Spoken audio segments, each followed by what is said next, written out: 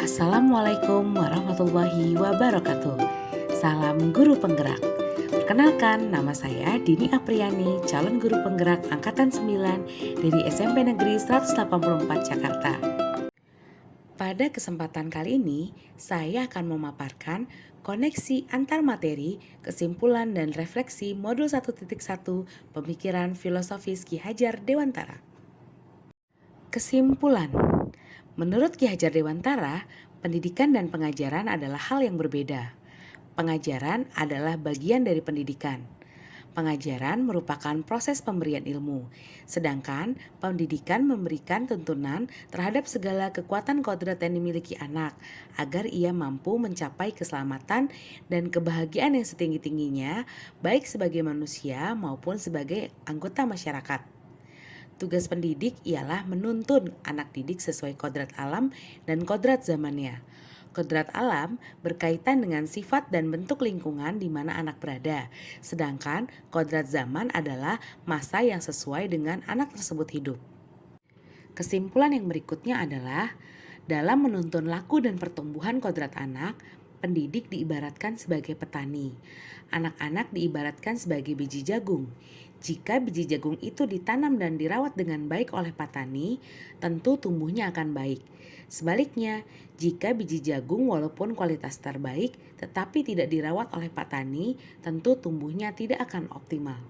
Kesimpulan yang berikutnya adalah, dalam proses menuntun, anak diberikan kebebasan, tetapi pendidik sebagai among memberikan tuntunan dan arahan agar anak tidak kehilangan arah dan membahayakan dirinya.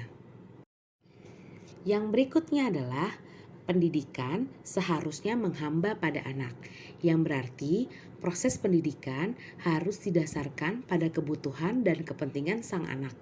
Anaklah yang menjadi pusat. Guru harus memahami bahwa anak adalah individu yang unik dan memiliki ciri khas masing-masing. Mereka berhak untuk memperoleh pendidikan sesuai kebutuhan dan bakatnya masing-masing. Menghamba pada anak menitik beratkan fungsi guru sebagai among, yang dimana tugasnya lagi-lagi memberikan tuntunan kepada anak didik untuk mencapai tujuan pembelajaran. Refleksi diri. Ada 3 pertanyaan yang akan memandu saya dalam melakukan refleksi diri. Pertanyaan pertama, apa yang Anda percaya tentang murid dan pembelajaran di kelas sebelum Anda mempelajari modul 1.1?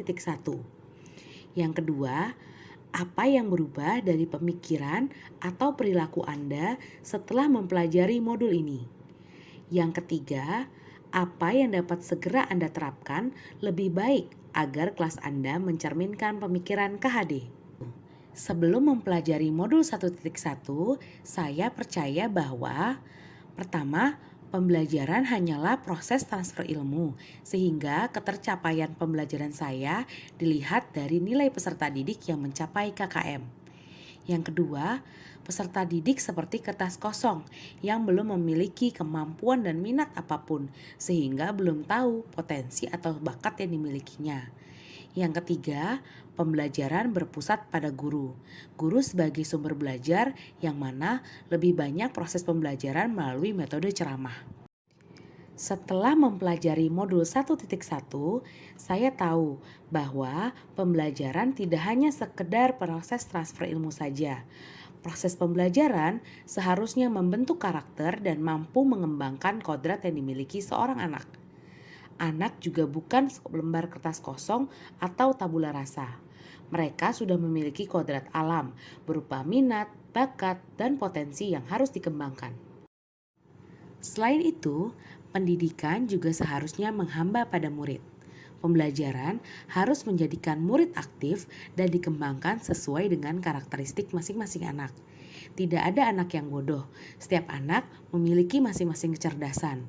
Ada yang pandai menggambar, ada yang pandai menulis, ada pula yang pandai bercerita.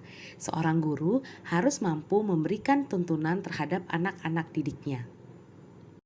Setelah mempelajari modul 1.1, saya juga jadi paham mengenai konsep kemerdekaan dalam belajar.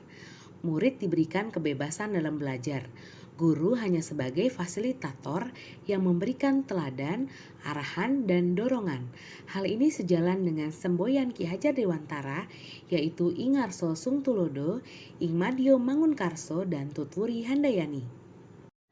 Refleksi diri yang ketiga yaitu hal apa yang dapat segera saya terapkan. Yang pertama adalah mengenali dan memahami karakteristik peserta didik dan memberikan pengajaran sesuai kebutuhannya. Yang kedua, meluaskan sudut pandang saya untuk menilai anak secara lebih luas, tidak hanya fokus pada hasil. Proses pembelajaranlah yang lebih utama. Yang ketiga yaitu membuat suasana belajar yang menyenangkan dengan cara menggunakan metode pembelajaran yang inovatif, variatif, dan kreatif. Langkah yang keempat adalah melibatkan siswa dalam proses pembelajaran dengan cara pembentukan kelompok diskusi dan aktif menanyakan pendapat siswa. Dengan begitu, siswa merasa pendapatnya berharga dan lebih terbuka terhadap guru. Yang kelima yaitu meningkatkan kompetensi diri agar mau terus belajar dan berkembang sehingga mampu menyesuaikan dengan kodrat zaman peserta didik.